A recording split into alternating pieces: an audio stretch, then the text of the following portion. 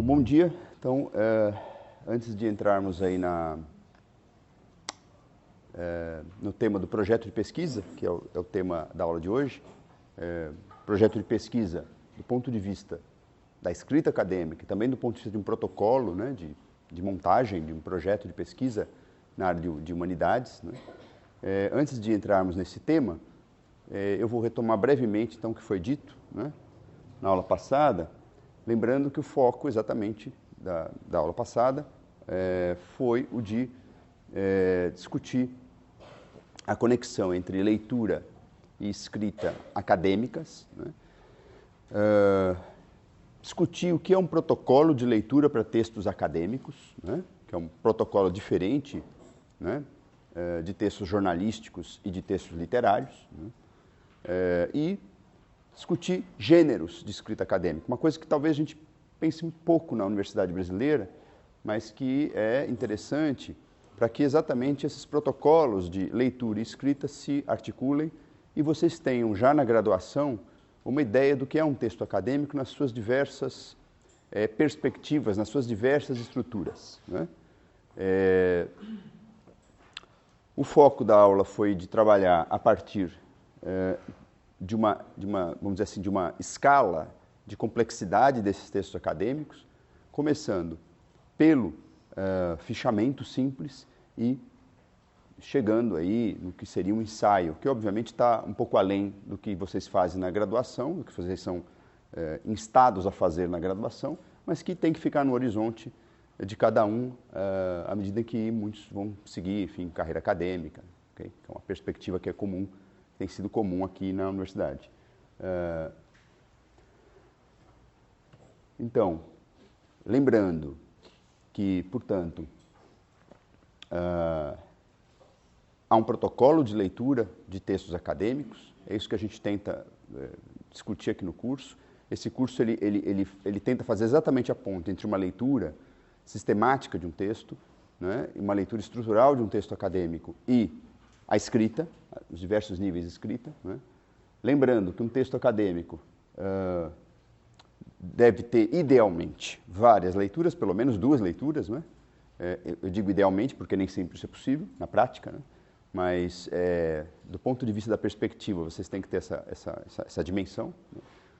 Uma primeira leitura, né, é uma compreensão básica do texto, e uma segunda leitura, né, aponta para uma compreensão estrutural do texto, né? O que é uma compreensão estrutural de um texto acadêmico, né? É identificar o que aquele autor quer te dizer, quer te convencer, né? Sobre o que ele quer te convencer, o que ele, enfim, o que ele se propõe a estudar e quais os argumentos que ele mobiliza, né? Quais os conceitos que ele mobiliza para convencer o leitor, né? Para entrar num debate, né? Via de regra, é claro que isso, enfim, pode haver variáveis dependendo da área, não é? Das humanidades que a gente, enfim, atua, mas via de regra, não é? São 5 pontos essenciais de um texto acadêmico. Todo texto acadêmico tem um objeto e uma tese central, né? Todo texto acadêmico precisa de uma argumentação sólida, racional e lógica, né? Claro que a forma de argumentação também varia de área para área, né? Todo texto acadêmico precisa, normalmente parte de uma fonte, né? E mobiliza dados, muitas vezes dados brutos que o autor, enfim, mobiliza para construir seus argumentos, né? Todo texto acadêmico trabalha de maneira explícita ou embutida, né, na sua estrutura, com uma série de conceitos teóricos e categorias, que são chaves explicativas, muitas vezes desenvolvidas por outros autores, que o autor do texto específico que estamos lendo mobiliza para desenvolver, para sustentar a sua perspectiva, o seu objeto, né? E todo texto acadêmico se insere num debate, né? Quer dizer, não há texto, nenhum texto acadêmico é um solilóquio, né? É uma conversa do autor consigo mesmo, né? Todo texto acadêmico ele está em debate, querendo ou não. Quer dizer, quando a gente coloca o filho no mundo, né? qualquer autor acadêmico, de um trabalho de graduação a um livro de final de carreira, sempre há um debate em torno desse texto. Ah, mas só 2 pessoas leram o meu texto. Não interessa, ele foi debatido por alguém. Né? É comum, né? O que causa muita angústia entre os estudantes e doutorandos e enfim, mestrandos, é que, puxa vida, só a banca vai ler meu texto, né? Só a banca vai ler minha dissertação, minha tese. Aliás, quando a banca lê, está ótimo, né? Inclusive, está muito bom, produtivo. Mas só a banca vai ler, puxa vida, então para que eu estou fazendo tudo isso? Pouco importa, né? Um bom debate numa banca, com certeza o teu trabalho vai, se ele, enfim, obviamente tiver sustentação, ele pode gerar outros trabalhos, ele pode ser incorporado por aqueles professores da banca, ele pode ser citado numa futura orientação daqueles professores com seus alunos. Então, a questão não é quantitativa, não é, no trabalho acadêmico, a questão é qualitativa, muitas vezes. Normalmente, né, isso é um ponto muito importante, quando vocês são leitores de outros textos acadêmicos, é muito importante identificar o debate no qual aquele autor, aquele texto está inserido. Né? Sempre lembrando que antes de qualquer leitura, né, seja a primeira leitura, seja a segunda leitura estrutural, seja a primeira leitura mais básica, mais compreensiva, e a segunda leitura estrutural, é muito importante que vocês também procurem informações extratextuais, né? Então, sobre o autor, sobre a publicação, sobre o ano daquela publicação, identifique o domínio disciplinar que aquele autor, enfim, para o qual aquele autor produziu o texto, né? E o contexto de publicação e debate. São o que a gente chama de informações extratextuais, que o leitor, em 10 minutos, em tempos de internet, pode descobrir. Né? Por que isso é importante? Não é? É importante para exatamente você já construir um caminho de leitura no seu texto. Você saber que aquele capítulo que você está lendo não está solto, ele faz parte de um livro. Que aquele artigo foi publicado numa revista X ou Y. Não é? Que aquele texto é parte de um livro maior, não é? Ou de uma coletânea, não é? De vários autores. Que aquele trabalho teve um determinado impacto, constituiu um determinado debate. Né? Eu sempre recomendo, e retomando aqui também, que evitem ler resenhas, né, antes de ler o texto. Né? As resenhas são muito produtivas, muito boas depois, né? Resenhas de outros autores, né, sobre aquele texto que você está lendo. Por que isso? Porque é muito fácil a gente ficar influenciado por uma resenha, sobretudo se for uma resenha bem feita, né, uma resenha alentada, né, sobre o texto. É muito fácil, sobretudo estudantes de graduação, ficarem influenciados por uma segunda leitura. E que nem sempre é a melhor, a mais perfeita, entre aspas, né, a mais interessante. Não é? Muitas vezes, muitas resenhas, elas são desenvolvidas, né, dentro de discussões específicas, né, que às vezes prejudicam, né, a inserção do texto resenhado num processo formativo de estudantes. Né? Então, a resenha é muito interessante, mas depois da leitura que vocês fizerem. Né? Não tenham medo de serem primeiros leitores de um texto. Repito, quer dizer, a incompreensão, a dificuldade faz parte do processo. Né? Ela não deve ser um objeto de muitas angústias, só de poucas angústias, mas não de muitas, por favor. Né? Lembrando que, então, o nosso curso, ele tenta exatamente sugerir alguns protocolos de leitura. Vocês, com o desenvolvimento tanto, né, da vida acadêmica estudantil, quanto depois como pesquisadores ou docentes, vocês vão também desenvolvendo seus próprios protocolos. Né? Isso é comum. Mas, inicialmente, pensando num protocolo de leitura que se articule a um primeiro protocolo de escrita, é que a gente vai trabalhar o fichamento. Né? Fichamento de um texto acadêmico, no caso aí eu estou recortando, né, pensando sobretudo num texto historiográfico, mas enfim, isso também com adaptações pode ser desenvolvido para outras áreas. Né? Via de regra também, ele pode se articular em 2 níveis. Né? Primeiro é um fichamento mais linear, né, o chamado resumo ampliado de um texto, né? Que a gente sempre alerta para não ficar maior que o texto original. Né? Então, resumo é resumo. Você tem que fazer um esforço de síntese.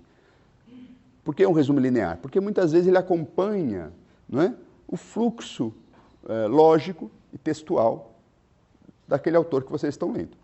Né? Por isso que é um resumo que é uma síntese dos diversos momentos do texto que você está lendo. Depois, entramos no resumo, no chamado fichamento estrutural, que é um fichamento que vai buscar exatamente aqueles pontos, né? Aqueles protocolos de leitura, vai transformar aquilo em escrita, né? Aqueles protocolos de leitura que falamos há pouco. Ou seja, o objeto e a tese central, né? A argumentação, os conceitos, as fontes e os dados e o debate. Né? Então, o fichamento estrutural, o ideal é que ele dê conta, né, de maneira bastante sintética desses 5 grandes pontos, grandes eixos de um texto, né, acadêmico. Ok? Lembrando que no fichamento, isso é um dado importante, é preciso evitar, né, se não evitar, pelo menos ter claro o que é o autor lido falando, né, e vocês, obviamente, fichando, do que é vocês, leitores, escrevendo sobre, né, comentando sobre. Não tem problema nenhum no fichamento haver comentários do leitor, mas tem que ficar claro o que é uma coisa, quer dizer, o que é o autor resenhado falando e o que é vocês, né, o que é o leitor escrevendo sobre, desenvolvendo suas impressões. Por que é importante? Porque vamos passar alguns anos, vocês vão pegar aquela ficha que está lá no computador ou está em papelzinho ainda, né? Não sei se alguém ainda usa ficha pautada, né? Eu gosto muito, né? Como pessoa do século XX. Né? Mas onde quer que esteja, você vai precisar identificar no fichamento o que é você, o que é o texto. Porque isso pode, inclusive, prejudicar no momento que vocês estiverem fazendo um artigo, uma tese, ou preparando uma palestra, um seminário. Okay? Saber o que é o autor, o que é você. Né?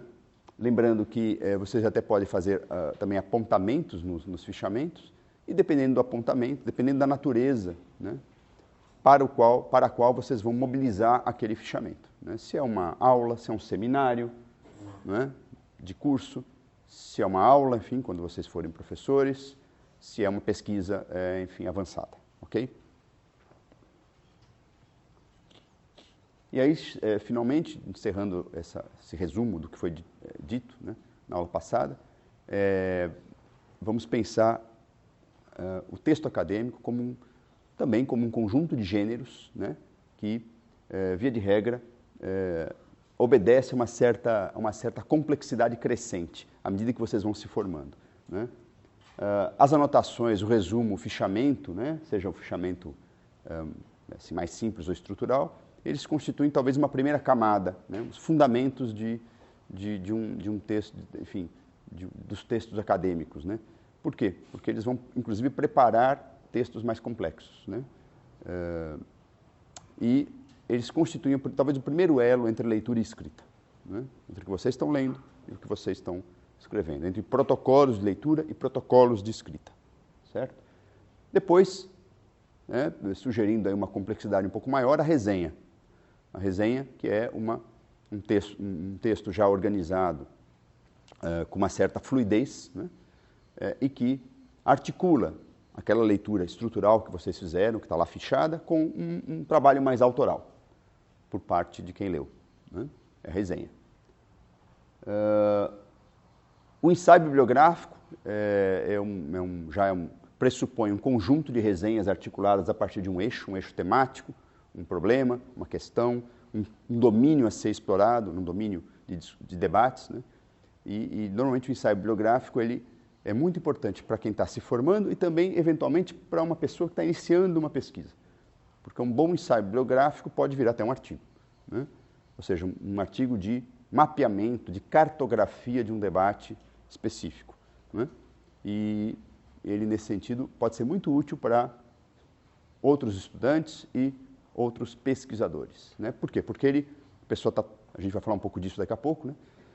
A pessoa está iniciando uma pesquisa, iniciando um projeto, um bom artigo, né, bibliográfico, um bom ensaio bibliográfico, ele ajuda a, vamos dizer assim, estabelecer um pavimento por onde o pesquisador começa a caminhar. Né? E, obviamente, a dissertação é um momento muito importante, não é? A dissertação acadêmica, ou seja, no ensino superior, ela apresenta um grau de complexidade maior do que aquela dissertação que vocês treinam, ou deveriam treinar no ensino médio, né? Mas ela, fundamentalmente, tem uma estrutura parecida. Certo? Apresentação, desenvolvimento, conclusão. Sempre a partir de um recorte. Né? Então, a dissertação, ela é muito importante para, inclusive, preparar trabalhos monográficos mais ousados, como o TCC, como a dissertação de mestrado e a tese de doutorado. Né? Então, uma agilidade em escrever dissertações, né? Dissertações rápidas, dissertações, né? Enfim, que respondam a uma questão proposta, né? É importante como formação de estudantes de graduação. É muito comum os textos de graduação, né? Os textos na graduação, ficarem um pouco soltos no final, né? Ou então aquele final, vamos dizer assim, ecumênico, né? Todos os autores estão certos, né? O mundo é lindo, eu sou feliz, o importante é saúde, né? Tentem amarrar um pouco mais, tá? Tentem amarrar um pouco mais. Tentem, mesmo dentro da insegurança normal, obviamente vocês, na graduação, a gente ainda não tem condições de estabelecer debates muito claros, identificações muito claras com autores, é importante que vocês façam uma tentativa de amarrar, enfim, de concluir, né, mesmo dentro da dificuldade da leitura. Né? Vejam, o importante na graduação é o exercício do gênero textual em si, muito mais do que vocês provavelmente acertarem na mosca sobre o debate proposto, ok? Pelo menos essa é uma opinião pessoal, né? Claro que isso o que não valida o fato de vocês escreverem qualquer coisa e terem qualquer conclusão, e qualquer tipo de leitura, ou qualquer tipo de conclusão em relação ao proposto. É claro que o esforço de coerência dentro do texto é fundamental, né? É isso que se avalia muito nas disciplinas de graduação. Coerência, o que vocês propuseram, qual o material que vocês têm em mãos e como que vocês concluíram de acordo com o proposto. E hoje, particularmente, nós vamos desenvolver um pouco mais a montagem de um projeto de pesquisa. Né? O que é um projeto de pesquisa, como é que se monta um projeto de pesquisa, como é que se pensa um projeto de pesquisa antes mesmo da gente sentar no computador e começar a escrevê-lo. Né? E eu queria também falar um pouco mais sobre o desdobramento do projeto de pesquisa, que é o relatório técnico-científico, que também é um gênero, às vezes, muito desvalorizado, né? Mas é que ele tem uma estrutura. Né? E se der, falaremos também de artigo científico e dos trabalhos mais monográficos, né? A dissertação de mestrado, a tese de doutorado. Qual a diferença entre os dois, ok? Professor, Oi. respeito do ensaio bibliográfico, a gente acompanha um pouco algumas revistas, eu sempre percebo o artigo ou uma tentativa dele e a resenha. Mas o ensaio bibliográfico, não sei se é menos comum. Se é mais comum, por exemplo, na história, na geografia. É menos comum também do que artigos e resenhas, você tem razão. Não é. Com a política das revistas, foi o que envolve. Às vezes sim, e há revistas que têm, inclusive, um espaço específico para esse tipo de ensaio. Não é comum também, mas existe. Né? Existe. Por quê? Porque às vezes as revistas resistem ao ensaio bibliográfico? Porque, obviamente, o ensaio bibliográfico não traz nada de novo propriamente. Então, o artigo é muito mais valorizado, né? Um artigo de ponta, um artigo que seja o resultado de uma pesquisa original. Né? E os autores que mandam textos para as revistas ficam muito inseguros, né, em mandar um texto que, na verdade, é uma grande resenha de autores. Né? E com medo de recusa, com medo de não caber na política da revista. Agora, repito, quer dizer, um bom ensaio, seja numa revista científica, seja num portal acadêmico de internet, ele é muito interessante. Né? Há revistas, revistas que têm espaço específico para o ensaio. E há revistas que publicam ensaio como se fosse artigo. É o caso de procurar, por exemplo, quando vocês forem enviar um artigo para uma revista científica, olhar, né, se essa revista tem um espaço específico, se ela não tem, né? Ou se ela publica de maneira indiferenciada artigos de pesquisa e ensaios bibliográficos, né? Mas você tem razão que não é tão comum. Como eu disse para vocês, no meio acadêmico, sobretudo norte-americano, isso é muito comum não só na graduação, mas na pós-graduação. Ou seja, os alunos têm que fazer dezenas de ensaios bibliográficos ao longo dos cursos, mesmo no doutorado, né? Então, por quê? Porque isso é um teste que, vamos dizer assim, é uma maneira de testar o fôlego de leitura do aluno. Então, o ensaio tem um papel formativo muito importante, né? Okay? O artigo de revisão de literatura? É isso. Eu estou dando um nome diferente para o artigo de revisão, né? Que é isso aí. Quer dizer, quando vocês... É claro que o artigo de revisão pressupõe que vocês estão propondo uma leitura nova para um conjunto de autores, propondo uma organização de um domínio que não está estabelecido ainda, né? Então, por exemplo, olha, eu vou fazer um artigo sobre um campo que está se estruturando, sei lá, história e fotografia, história e cinema, ou que está se estruturando ou que não é, enfim, então disseminado, não é? Para quem não pesquisa aquele campo específico. Então é comum que as revistas até aceitem e gostem desse tipo de cartografia mais original. Mas é isso, é um artigo de revisão de literatura. E às vezes, quando é um tema muito clássico, mas está sofrendo um revisionismo muito forte na literatura, também o artigo é muito bem-vindo. As revistas costumam aceitar, porque, enfim, o campo que parecia estabelecido de debate passa a ser instável. Se é instável, precisa de alguém para organizar um pouco o jogo, né? As pessoas estão falando isso sobre aquele autor clássico. Por quê? Porque tem um outro momento histórico, porque tem outros dados, outras fontes, né? Ok? Eu tenho muita dificuldade de perceber assim, a diferença não estrutural do que pode ser considerado um artigo científico numa monografia. Uhum. Porque vejo assim, muitas monografias, né, de final de curso, tudo se transformarem depois em artigos. Aí eu queria saber assim, se a diferença entre eles é só uma diferença estrutural, né, de você formatar aquela pesquisa em um outro gênero acadêmico, ou se existe uma diferença mesmo assim, conceitual, assim, de concepção do que pode se tornar realmente um artigo e do que não vai se tornar um artigo. Se existe também uma relação hierárquica, por exemplo, o artigo científico ele é mais complexo, mais profundo, mais inovador do que a monografia, ou não? Isso depende, quer dizer, não há uma convenção para a gente estabelecer isso, né? Vou dar uma opinião muito pessoal, como é que eu penso, e sobretudo a partir da minha experiência da área de história, repito, isso pode variar, né, de área para área. Via de regra, uma monografia de final de curso, ela é um artigo ampliado, porque ela geralmente tem um tema específico.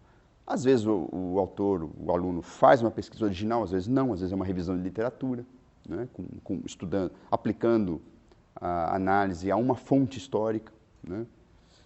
E o que acontece? Fica ali com 70 páginas, 100 páginas, né?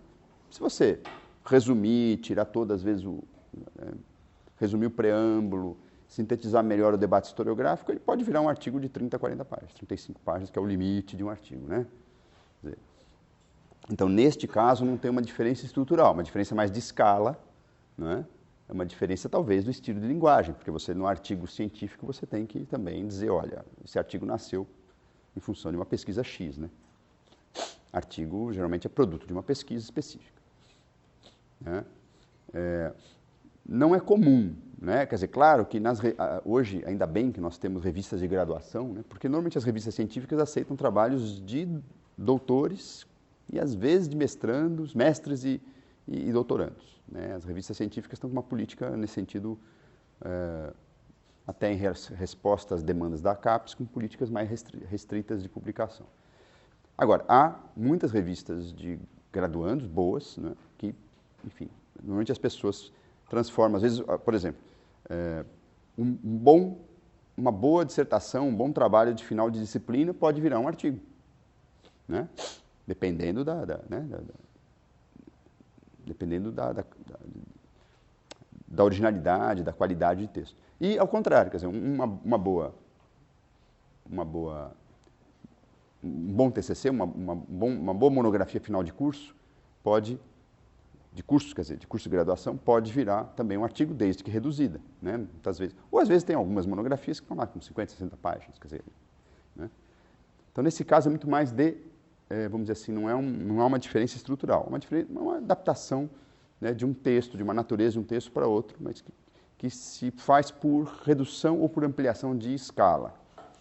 Agora, dissertação de mestrado, como a gente fala, ou tese de doutorado, via de regra, o que acontece?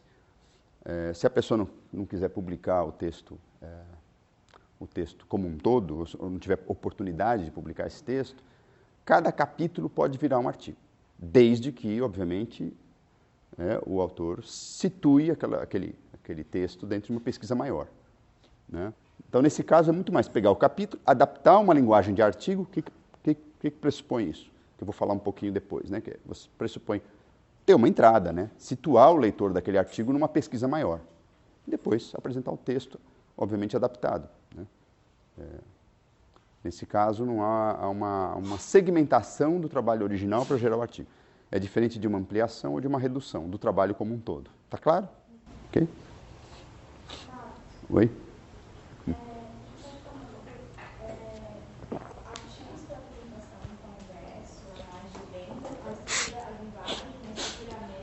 Boa questão, porque inclusive eu esqueci de pensar, isso está se tornando um gênero quase também, né? E eu sempre, e tem um manual de sobrevivência mais ou menos, né? Eu lembro, todos os alunos falam, meu Deus, né? Eu vou ter que apresentar no congresso, e eu não gosto de falar, eu quero improvisadamente, eu quero ler, né? E aí aquele drama, né? 15 minutos, né? Antes de levantar o fatídico papelzinho, né? Não, 15 não, 10 minutos, né? Porque normalmente é 15 minutos o tempo total, então faltam 5 minutos, né? Aquele papelzinho que o coordenador da mesa, já fui várias vezes coordenador, nós temos a tarefa ingrata E aí você está, às vezes, no começo da explanação, no começo do texto, porque o seu texto tem 15 páginas, espaço 1, letra 9, né? Entendeu? Então, assim, a apresentação de congresso tem uma regra, né? Que são basicamente 8 páginas, 7 a 8 páginas, espaço 2 e uma letra normal, né? 11 ou 12, né? Dependendo da... E a margem normal, margem normal. Então, se vocês elaborarem um texto entre 6 e 8 páginas, vocês vão poder ler, interromper, comentar. Então, vejam, esse tipo de texto geralmente é publicado nos anais, tá? Nas atas, como se diz, né, no exterior, né? No mundo hispânico. São nos anais que você vai publicar esse texto. Então, o que acontece? Qual que é a diferença, né, em relação a um artigo? Primeiro que é um texto para ser lido. Isso aí, com o tempo, vocês vão aprendendo a separar, né? O texto que é para ser lido e o texto que é para ser falado. Pode parecer que é a mesma coisa, mas tem algumas manhas para você... Por exemplo, o texto lido num congresso, é perdoável e até desejável que tenha aquele momento para você acordar a plateia. Então, você fala um negócio meio polêmico, assim, que não tem muita sustentação no próprio texto, mas para acordar a plateia. A plateia está dormindo, né? E aí você fala um troço assim no meio, cria uma imagem, né? Dependendo do seu talento literário, você pode até dar uma... né? Mas é um texto que tem que ter fluxo, né? Tem que ter um fluxo oral, tem que ter um ritmo. Isso tudo é difícil a gente estabelecer uma regra, né? Isso vai muito da experiência, vai muito... eu já fiz, por exemplo, sobretudo no começo de carreira, textos para serem lidos, só que eu apresentei em congresso. Então, né, chega no momento ali que você percebe que é um texto pesado, né, chatão, assim, aquele texto que não acorda, né? E assim, eu pessoalmente não gosto de ler né, em situações de congresso, mas quando vocês, sobretudo no começo aí da carreira acadêmica, né, têm essa insegurança e precisam ler, tentem, não se preocupem tanto com a argumentação, ela está em função do ritmo da apresentação. Então, por isso que, inclusive, quando normalmente os anais publicam os trabalhos, mas quem vai mobilizar, né, esses anais para ler, para conhecer a tua pesquisa, vai saber que aquele é um texto provisório, é um texto de congresso, é um texto de apresentação. Então, ele, obviamente, não pode te cobrar uma profundidade de argumento, né, um conjunto de dados assim muito pesados, porque você não apresentou nada disso, né? Mesmo quando você tem lá o PowerPoint, né, às vezes ele não cabe no texto, né? Tá? Então, o que acontece? O texto de congresso é um texto pequeno, né, para ser lido com um ritmo, uma fluidez que é para mobilizar mais polêmicas e mais dúvidas na plateia do que propriamente esgotar aquele tema. O artigo científico é desejável que ele seja um pouco mais bem argumentado, né, e mais estruturado, tá? Até é legal essa questão porque, enfim, talvez na graduação a realidade, né, do graduando é muito mais apresentar textos em congresso, né, e publicá-los. E é muito importante isso, né, sobretudo na fase que vocês estão. Tanto vocês podem socializar uma pesquisa, quanto vocês podem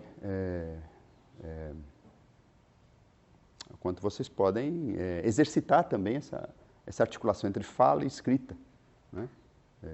Sabendo pontuar ritmos, né? Sabendo desenvolver textos, inclusive, mais fluidos, né? Ok? Oi. Só para deixar bem clara a diferença da bibliográfica com monográfica. Não é no caso que pode ser bibliográfica ou... Ah, sim. Não, a dissertação, no caso... eu vou te falar a partir da área de história. O que é uma dissertação de eixo bibliográfico? Uma discussão a partir de autores, que a gente chama genericamente na área de história fontes secundárias. Né? Então você vai fazer uma reflexão a partir de outros autores, você não está fazendo uma pesquisa original de arquivo, você não está propondo um tema original, um recorte original, você está fazendo uma síntese, né, de outros autores. A monografia, né, é estudo de um tema, estudo de um objeto. E você, então, mobiliza a bibliografia para a análise desse objeto proposto. É diferente, né? Você está um pouco preocupado, você está partindo já de um campo, de um domínio, para construir um tema. No ensaio bibliográfico, você está mapeando esse domínio, esse campo de debate. Estudando o que foi dito sobre o estudo. Exatamente. E às vezes é importante fazer um para você, inclusive, desenvolver o outro. Não é? Porque o que é a pesquisa original? O nome já diz, né? Você tem que saber o que ainda não foi pesquisado numa determinada área. Então, é muito comum acontecer, sobretudo nessas áreas mais, não digo novas, mas que ainda são consideradas de fronteira, por exemplo, música, história e música. Estou pegando aqui também a área de história. História e cinema, né? Isso não é novo, a gente tem pelo menos 40, 50 anos de produção. Mas alguns autores, alguns pesquisadores começam num tema desse e já... Bom, então há uma lacuna historiográfica, começa assim, né? Quase sempre, né? Nesta área, não há, né? Tem que tomar muito cuidado com essa palavra lacuna bibliográfica. Porque, enfim, às vezes não há a lacuna bibliográfica, quer dizer, você que não leu. Né? É mau sinal, né? Então, enfim, é muito comum, hoje as pessoas estão tomando mais cuidado, mas é muito comum. Assim, há uma lacuna bibliográfica nesse tema. E aí cai lá na mão de um palestrista chato ou um especialista e fala, não há lacunas bibliográficas. Tem muita coisa, senhor que não leu, senhora que não leu, né? E aí pega mal, né? Você já começa um projeto de pesquisa, por exemplo, às vezes eu vou falar um pouco disso daqui a pouco, mas é comum projetos de pesquisa se justificarem pela questão da lacuna. Tomem muito cuidado com isso. Só se pode dizer isso quando vocês mapearam a produção nacional e internacional. Né? Quando dá para fazer. E repito, em tempos de internet dá para fazer relativamente rápido. Uma questão também de técnica de pesquisa. O que se escreveu sobre um tema? Mas não dá tempo de ler 50 livros para fazer o projeto. Não dá mesmo. Né? Nós vamos falar um pouco disso. Ok? Você pressupõe que você vai ler ao longo da pesquisa, mas o levantamento tem que ser feito antes. São coisas diferentes. Né?